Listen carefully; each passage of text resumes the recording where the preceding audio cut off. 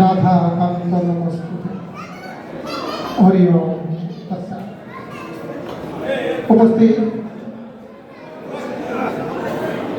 সনাতনী ঐক্য মঞ্চের সমস্ত সদস্যা, আমার মাতৃজাতি, মঞ্চে উপবিষ্ট ভারত সেবাশ্রম সংঘের মাননীয় শ্রীমৎ স্বামী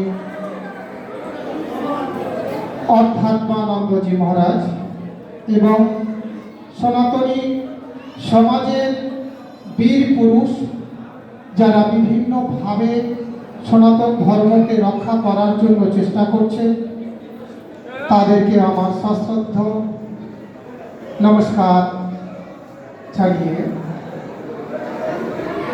আমি শুধু সনাতনী আশ্রমেরই সদস্য বা সম্পাদক নয়, আমি লক্ষ্যকণ্ঠ গীতা পাঠেরও একজন এক্সিকিউটিভ মেম্বার, রাজ্যে কুম্ভ মেলা এবং সাত্ত্বিক পুজো সম্মান কমিটির আমি চেয়ারম্যান। একটু আসতে যদি না, একটু ধৈর্য ধরে, সেবার সময় হয়েছে, যদি একটু আপনারা ধৈর্য ধরে বসুন। হ্যাঁ, আমি একটু কম পয়সা বলবো। আচ্ছা, আমি কম সময়ের মধ্যে বলবো, কিন্তু যতটুকু আমরা এতক্ষণ মাননীয় শ্রীমাস কাছ থেকে এবং পিনাকি ভাইয়ের কাছ থেকে আমরা যা শুনলাম, আপনাদের মধ্যে অনেকটা সেটা সমৃদ্ধি হয়েছে বলে আমি আশা করি। ওনারা সব প্রায় বলে গেছে, তো আমার লাস্টে তো আর বিশেষ কিছু বলার থাকে না, তবুও আমি আপনাদেরকে জানাতে চাই যে আপনারা দেখলে যে আমাদের মন্দিরগুলো দখল হয়েছে, আমাদের জায়গাগুলো দখল হয়েছে, জায়গার নাম দখল হয়েছে, আমাদের উপরে অত্যাচার হয়েছে, আমাদের এই দুরবস্থা হয়েছে। আচ্ছা, আপনারা প্রশ্ন করেছেন নিজেকে যে কেন অত্যাচার হয়েছে? সনাতন ধর্ম যদি এতই বিজ্ঞানসম্মত হয়, সনাতন ধর্ম যদি বীরত্বের ধর্ম হয়, তাহলে সনাতন ধর্মের উপরে আজ 1500 বছর ধরে কেন অত্যাচার হয়েছে? আপনারা নিজের কাছে প্রশ্ন করেছেন? বারে বারে প্রশ্ন করুন। আমরা বলতে এসেছি বলে আমরা সব জানি, এইরকম কোনো ভাবার কারণ নেই। আপনাদের জানতে হবে যে ভারতবর্ষের এই সনাতন হিন্দু সমাজের মানুষরা কেন আজকে এত অত্যাচারিত। মহারাজ গোবিন্দ সিংয়ের কথা বলছিলেন না? গোবিন্দ সিং সনাতন ধর্ম রক্ষার জন্য শপথ করেছিলেন, কিন্তু তাকে প্রাণ দিতে হয়েছিল, তবুও সনাতন ধর্ম রক্ষা হয়নি। কেন? এত গুঞ্জন হলে তো কথা শোনা যাবে না, মনের কিছু আসবে না। আপনারা ধৈর্য ধরে শুনুন, আর আমি 10 মিনিট বলবো, বেশি বলবো না। তো গোবিন্দ সিংয়ের, রাণা প্রতাপ সিংয়ের মৃত্যু হয়েছিল, কিন্তু তারা তবুও সনাতন ধর্ম রক্ষা হয়নি। কেন? এই প্রশ্নের উত্তর যদি না আপনারা খুঁজতে পারেন, তাহলে সনাতন ধর্ম আগামী দিনে আবার ধ্বংস হবে, আবার পতন হবে, আবার 100 বছর পর পর একটা করে হিন্দু কিলিং হবে। আমরা কান্নাকাটি করে আবার আমাদের জায়গাটা ছেড়ে দিয়ে আবার কিছু দূরে গিয়ে বসবাস করতে থাকবো। এ আমাদের ইতিহাস। প্রতি 100 বছর পর পর একটা করে হিন্দু কিলিং যজ্ঞ হচ্ছে। কি হলো, আপনাকে বন্ধ করে দেবো? এত কথা বলে বসে যাবে?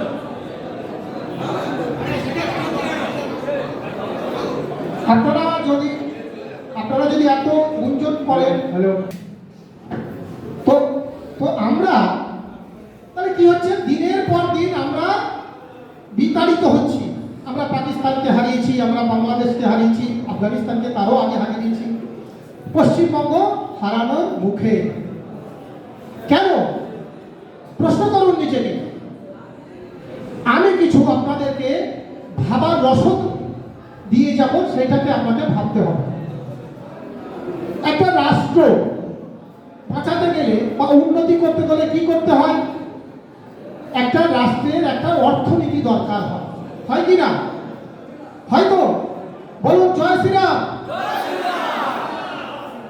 তাহলে ভারতবর্ষ নামক রাষ্ট্রটাকে বাঁচাতে গেলে একটা অর্থনীতি দরকার হয়, একটা সেনাবাহিনী দরকার হয়, একটা শিক্ষার দরকার হয়, একটা সায়েন্সের দরকার হয়, একটা ইন্ডাস্ট্রির দরকার হয়, একটা বিদ্যুৎ কমিটির দরকার হয়।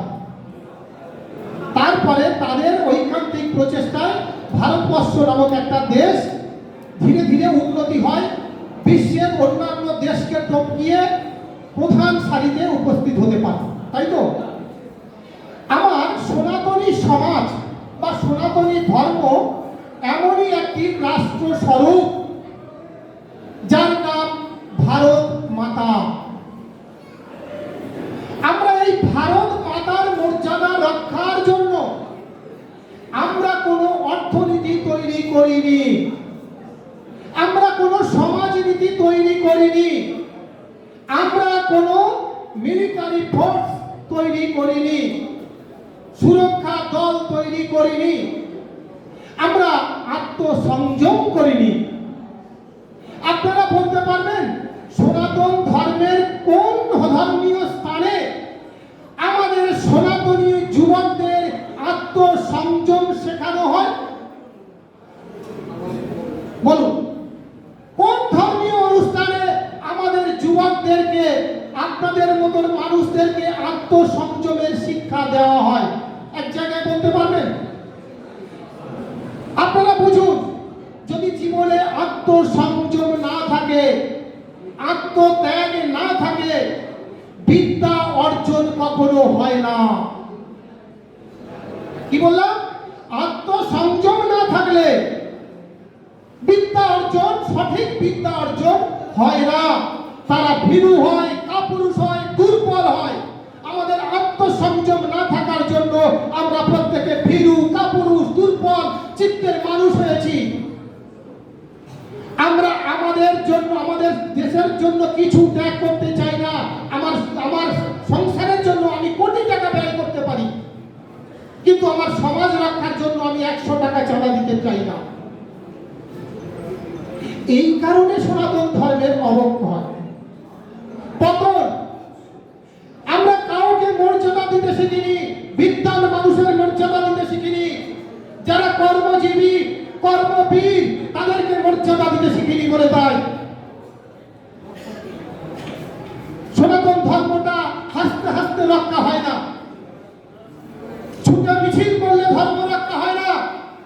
ধর্ম রক্ষার জন্য চাই আত্মসংযম, আত্মজ্ঞান, দৃঢ়তা, দৃঢ় সংকল্প, ত্যাগের সংকল্প। কোন ধর্মীয় অনুষ্ঠানে সেই ত্যাগের সংকল্প তৈরি করা হয়? কোন মহারাজ করে, কোন বাবাজি করে, কোন সংগঠন করে? ভাবতে পারছেন আপনারা? সে কারণে আমাদের সনাতন ধর্ম দিনের পর দিন আমরা হাসছি, আনন্দ করছি, মিছিল করছি, মিটিং করছি, অথচ দিনের পর দিন ধ্বংসের পথে চলে যাচ্ছি। আমি ভারত সেবাশ্রম সংঘকে তবু কিছুটা হলেও আমি সহযোগিতা, আমি করি, তাদের সম্মান করি। তারা অন্তত হিন্দুত্বের কথা বলে এবং বিভিন্ন জায়গায় তারা বুক ফুলিয়ে হিন্দুর কথা বলে। কিন্তু আর কোন সংগঠন, কোন আশ্রম, কোন বাবাজি, কোন মহারাজ সনাতন ধর্ম রক্ষার কথা বলে? ঠিক ঠিক।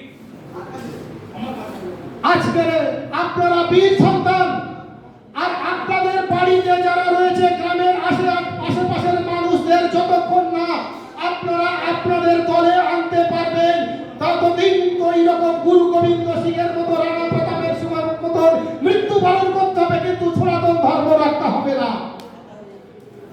সুতরাং আপনাদের বাড়ির আশেপাশে যত সনাতনী আছে তাদেরকে আগে জাগ্রত করো, সনাতন ধর্ম রক্ষা হবে। তাদের আত্মসংযমের পাঠ দাও, আত্মসংযমের শিক্ষা দাও, তাহলে সনাতন ধর্ম রক্ষা হবে। তোমরা নিজেদেরকে বলো যে আমরা হিন্দু, আমি গর্বের সাথে বলি, আমার মর্যাদার সাথে বলি, আমরা সনাতনী, আমাদের রক্ষা করাই আমাদের ধর্ম।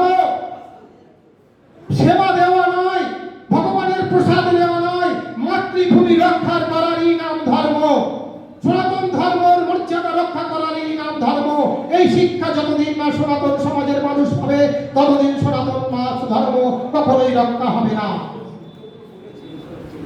এবারে আমি আর আমার আশ্রম যেটুকু কাজ করছে, আমার একটা ছোট্ট আশ্রম কুঠি, সেটুকু আপনাদেরকে বলে আমি বিরাম দেব।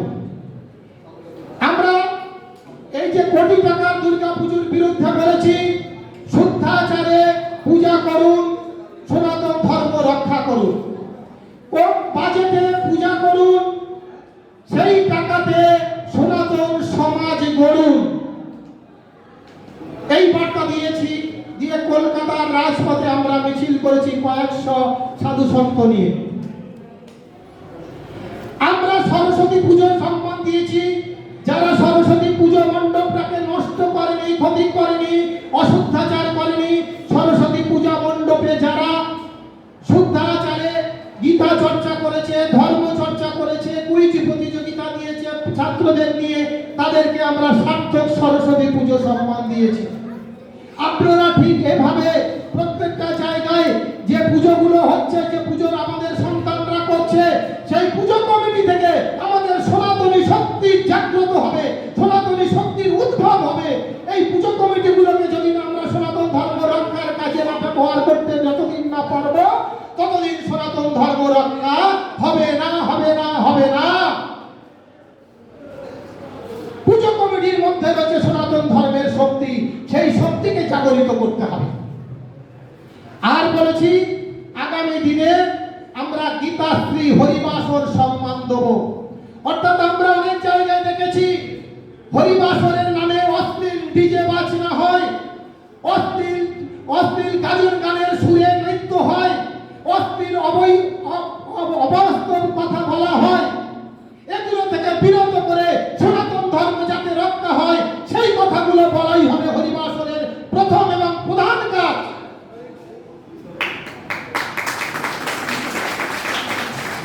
এই হরিবাসর গুলো এরা উদ্দেশ্যহীন ভাবে হরিবাসর দিয়ে যাচ্ছে। এরা জানে না, এরা বোঝে না কেন হরিবাসরটা দিতে হয়। তাই আপনারা যারা এসেছেন তারা বীর সৈনিক, তাদেরকে নিষ্ঠা সহকারে সমস্ত হরিবাসর মণ্ডপকে বলতে হবে, হে হরিবাসর কমিটি, তোমরা শোনো, তোমরা হরিবাসর দাও সনাতন ধর্ম রক্ষার জন্য, তোমরা হরিবাসর দাও শ্রীকৃষ্ণের, ভগবান শ্রীকৃষ্ণের গীতাটাকে প্রচার করার জন্য। এই হরিবাসরের মধ্যে রয়েছে আমাদের সনাতন ধর্মের শক্তি।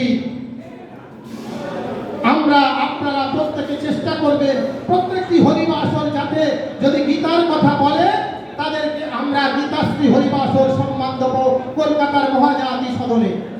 আপনারা তপন বাবুর সাথে যোগাযোগ করবেন এবং পিনাকি বাবুর সাথে যোগাযোগ করবেন। আপনারা নিজেদের মধ্যে থেকে পাড়ায় থেকে শক্তি তৈরি করুন। একটা মিটিংয়ে হবে না, বারে বারে মিটিং করুন, বারে বারে চিন্তা করুন কিভাবে সনাতন ধর্মের শক্তি তৈরি করা যেতে পারে।